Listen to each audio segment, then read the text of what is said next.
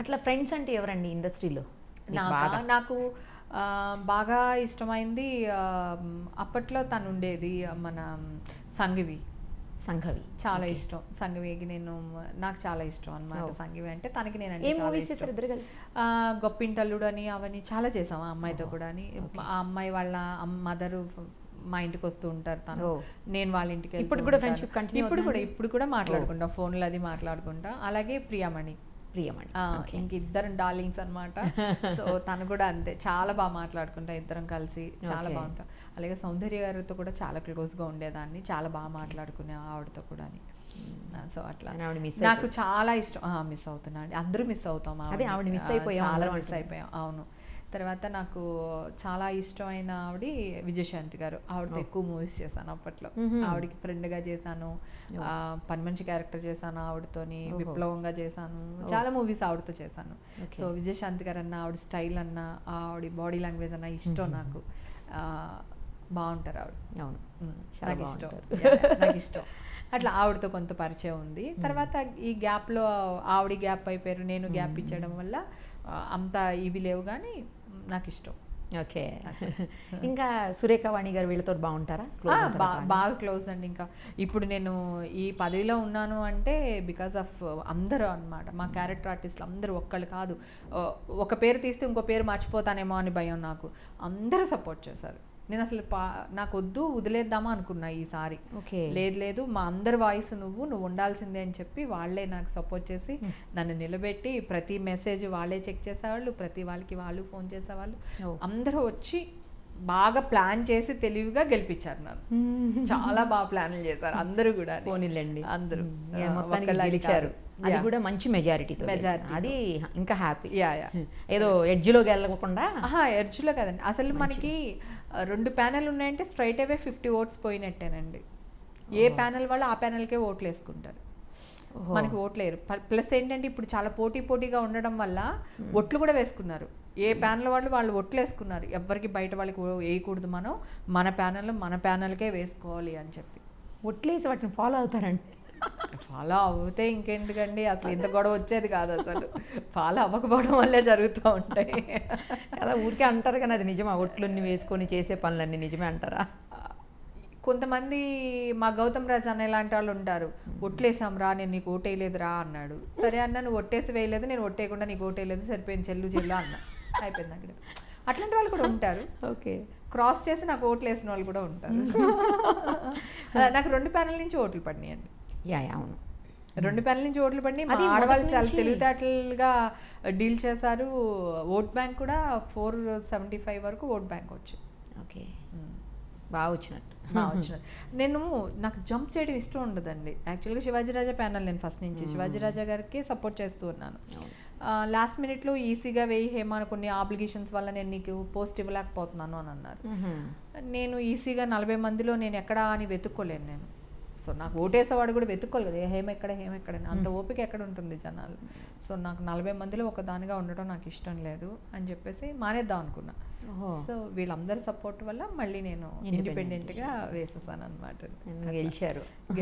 బాగా గెలిచి మంచిగా. బ్రహ్మానందం గారిది మీది ఒక మంచి హిట్ కాంబినేషన్. అవును, ఎక్కడ ఎలా మొదలైంది అసలు హిట్ కాంబినేషన్? త్రివిక్రమ్ శ్రీనివాస్ గారి వల్లే మొదలైందండి. ఆయన ఫస్ట్ ఎంఎస్ నారాయణ, అంటే నా లైఫ్కి టర్నింగ్ పాయింట్ ఆయనే తీసుకొని వచ్చి ఇచ్చారు. త్రివిక్రమ్ గారే. మ్యారేజ్ తర్వాత అండి? క్షణం లేదు, మ్యారేజ్ తర్వాత. క్షణంలో నా క్యారెక్టర్ ఆయనకి బాగా నచ్చేసింది. ఆ న్యాచురాలిటీ, అమ్మో మా అమ్మ కొడుతుంది నేను రాను అంటే. ఎగ్జాక్ట్లీ, నేను ఫస్ట్ టైం నేను డబ్బింగ్ చెప్పడం ఆ సినిమాకే అండి. అంతకు బిఫోర్ సినిమాలు నేను చెప్పలేదు, ఎందుకంటే నాకు సరిగ్గా పలకటం రాదు కదా. నోరు అంటే మా ఈస్ట్ గోదావరి స్లాంగ్ ఉంటుంది, మేము స్లాంగ్లో అన్ని పర్టికులర్గా ఇలాగే పలకాలని ఉండదు మా స్లాంగ్. ఓకే, అలాగేనండి అంటాం, కరెక్ట్ కదా. కరెక్ట్, అనేది ఆటోమేటిక్గా వచ్చేస్తుంది. అంటే అలాగేనండి అని ఒక సాగదీయడం ఏదో ఒకటి వస్తుంది, పర్టికులర్గా మాట్లాడడం రాదు. అందుకని క్షణానికి పర్టికులర్గా డైరెక్ట్గా నా చేసి చెప్పించారు. ఆ తర్వాత మళ్ళీ మురారికి నేను చెప్పాను. మధ్యలో ఎన్ని వందల సినిమాలు వచ్చినా అన్నిటికీ నేను చెప్పలేదు. తర్వాత మళ్ళీ నువ్వు నాకు నచ్చావు సినిమాకి చాలా వాయిస్లు చెక్ చేసి ఏ వాయిస్ సూట్ కాక మళ్ళీ త్రివిక్రమ్ శ్రీనివాస్ గారు నా చేత డబ్బింగ్ చెప్పించారు, విజయభాస్కర్ గారు, త్రివిక్రమ్ గారు. ఇంకా నా వాయిస్ జనాలకు అలవాటు అయిపోయింది. ఇంకా అలవాటు అయిపోయిన తర్వాత ఇంకా నేనేం కాదనిలేక ఇంక నేను డబ్బింగ్ చెప్పడం మొదలు పెట్టాను. నేను డబ్బింగ్ చెప్పడం మొదలు పెట్టడం నా అదృష్టం. నా వాయిస్ నాకే ప్లస్ అయిందండి. నా క్యారెక్టర్ నేను రాకపోయినా ఓబీలో ఎవరా ఊహ అంట, మన రాజమౌళి గారి సినిమాలో బ్రహ్మానందం వైఫ్ క్యారెక్టర్ నాది. రాముడువా కృష్ణుడువా అని 2 పీకుతాను బ్రహ్మానందాన్ని. ఆ సీన్లోని వాడు చాహా 2 పెళ్ళాల ఓహే ఎంత బాగుంది అంటాడు. ఎవరా ఊహ అంట, ఓబీ వాయిస్ అనమాట. హేమాంటి అని అరుపులు కేకలు థియేటర్లో. అంటే నా వాయిస్ జనాలకి అంత రీచ్ అయిపోయింది, కనెక్ట్ అయిపోయారు. సో అట్లా ఉంటుంది. సో నా వాయిస్ నేను చెప్పుకున్న తర్వాత ఇంకా బిజీ అయిపోయాను సినిమాల్లో. అట్లా దానికి మనం త్రివిక్రమ్ శ్రీనివాస్ గారికే థ్యాంక్స్ చెప్పాలి. మర్చిపోయాను ఇదే విషయంలో మనం ఇందాక మాట్లాడుకుంటూ ఒక విషయం మధ్యలో కట్ అయిపోయింది. నేను ఒక ఇలాగే మీలాగా ఒకరికి ఇంటర్వ్యూ ఇస్తే ఆ ఇంటర్వ్యూలో ప్రోమో చూసేసి వాళ్ళు ఈటా అని ET entertainment channel, entertainment night, దాంట్లో ఒక 15 minutes నా స్టోరీ బోర్డ్ రాసేసారు ప్రోమో చూసి. అంత ప్రముఖ ఛానల్ కదా, వాళ్ళు అట్లా ఎట్లా రాస్తారు? మొత్తం నా ఎపిసోడ్ చూసిన తర్వాత వాళ్ళు రాసిన పర్వాలేదు. త్రివిక్రమ్ శ్రీనివాస్ని తిట్టిన హేమ, పూరి జగన్నాథ్ని ఏదో చేసేసిన హేమ, ఇంకేదో డైరెక్టర్ని ఏదో చేసేసిన హేమ. అసలు ముందు నా ఇంటర్వ్యూ చూసి ఆ తర్వాత మీరు ఏదైనా చేసుకోండి. ఇంటర్వ్యూ ఒక ప్రోమోలో వాడు ఏదో 4 మాటలు వాడాడు అని చెప్పేసి ఆ 4 మాటలు పట్టుకొని మీరు ఏకంగా స్టోరీ బోర్డే వేసేస్తారా? ఇప్పుడు త్రివిక్రమ్ అనే అతను నా గాడ్ ఫాదర్, నా దేవుడు. నేను ఈరోజు మీతో మాట్లాడుతున్నాను, లేదా ఇంత గెలిచాను, లేదంటే రేపు ఎలక్షన్స్కి వెళ్తున్నాను అంటే నాకు ఇంత ఇమేజ్ తెచ్చిపెట్టింది ఆయన, నాకు త్రివిక్రమ్ శ్రీనివాస్ గారు. నాకేదో పర్సనల్గా నేను అలిగాను ఆయన మీద అని చెప్పేసి మా మధ్యన ఉన్న టాపిక్ నేను పూర్తిగా చెప్పాను. ఆ పూర్తిగా చెప్తే ఆయనే హైలైట్ అవుతారు, త్రివిక్రమ్ గారే హైలైట్ చేసి మాట్లాడాను నేను. నా గాడ్ ఫాదర్ ఆయన. సో నా గాడ్ ఫాదర్ని నేనే తిట్టేశానని రాస్తే ఇప్పుడు నేను ఆ ఛానల్ అతన్ని పోయి తిట్టేశాను అనుకోండి, వాళ్ళ గాడ్ ఫాదర్ని నేను తిట్టాను అనుకోండి, వాళ్ళకి ఎలా ఉంటుంది చెప్పండి? నేను వెంటనే అతనికి ఫోన్ చేశాను. నేను ఆ ప్రోగ్రామ్ ఇన్ఛార్జ్కి, డైరెక్టర్ ఉంటారు, ప్రోగ్రామ్ డైరెక్టర్కి ఫోన్ చేశాను. ఫోన్ చేస్తే సారీ అమ్మాయి ఎట్లా జరిగిందో నాకు తెలియదు అంటే, సారీ నాకు చెప్తే ఎట్లా సార్, మీరు ఆల్రెడీ ప్రోగ్రామ్ టెలికాస్ట్ చేస్తారు, హీఈస్ మై గాడ్ ఫాదర్, నా గాడ్ ఫాదర్ నేనే తిట్టానని మీరు ఎలా రాస్తారు మీరు? ఆ ప్రోమో చూసేసి అందరు ఎదవలు అట్లనే తయారయ్యారు. ఆ వెబ్ మీడియా వాళ్ళందరూ కూడా అంతే, పూర్తిగా అదే రాశారు. త్రివిక్రమ్ మీద వ్యాఖ్యలు చేసిన హేమ, ఇంకొకటి హేమ అంటే అంటే అసలు కొంచెం కూడా జ్ఞానం అనేది లేదా? ప్రోమోలో ఎట్లా వేస్తారు? మీరు ఎలా వేస్తున్నారు పిచ్ టైటిల్స్ పెట్టి? అలాగే వాళ్ళు కూడా వేసుకుంటారు కదా. ప్రోమో చూసి ఎట్లా డిసైడ్ చేస్తారు? ఒక ఛానల్ అయితే డిబేటే పెట్టేసింది, దాంట్లో కత్తి మహేష్ గారు ఫోన్ ఇన్లో కూడా వస్తారు. హేమ అన్ని నిజాలే మాట్లాడేసింది, ఇంకా ఇండస్ట్రీని వదిలేసి రాజకీయాల్లోకి వెళ్ళిపోవాలనుకుంటుంది, అందుకని ఆవిడ నిజమే చెప్పేసింది అని ఆయన మాట్లాడేసి. అసలు ఏంటి, అసలు ఏం జరుగుతుంది? అసలు ఇంక వెనక ముందు ఆలోచించరా? వీళ్ళ ఇంటికి వచ్చి వీళ్ళ గాడ్ ఫాదర్ని వీళ్ళకి సంబంధించిన వాళ్ళు తిడితే వీళ్ళు ఏమైపోతారు?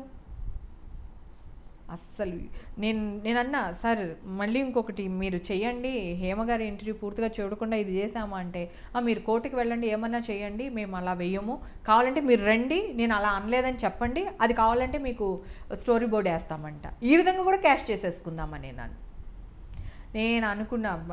ఈ మధ్యన మీరు ఇలా చేయడం వల్ల మీకే పరుగు పోతుంది, మాకు కాదు. సో మీ వాల్యూ తగ్గుతుంది, మీ కర్మ అని చెప్పేసి వదిలేసాను నేను, అంతే.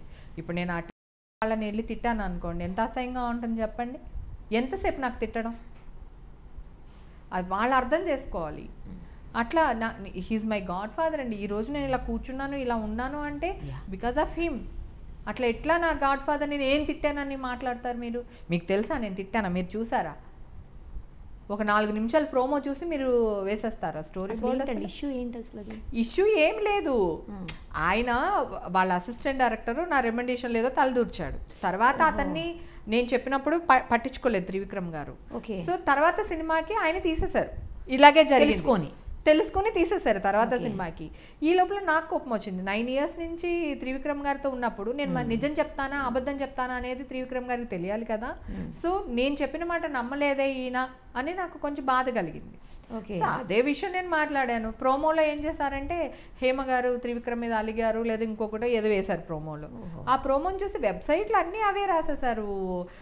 వీళ్ళు కూడా ఎందుకు అంటున్నానంటే అదొక పెద్ద ప్రముఖ ఛానల్, నాకు పెద్ద బ్యాక్ బోన్ కింద భావిస్తాను. నాకు ఏదన్నా అయినా వాళ్ళు ఉన్నారు, వాళ్ళ దగ్గరికి వెళ్తే నాకు న్యాయం జరుగుతుంది లేదా నా గురించి నా బాధ వాళ్ళు వెల్లడిస్తారు అని నాకు చాలా ఇష్టం. నాకు గారన్నా వీళ్ళందరూ నాకు చాలా ఇష్టం. ఆ ప్రోగ్రామ్ డైరెక్టర్ కూడా నేనంటే చాలా ఇష్టం. ఆయన పెద్ద ఆయన.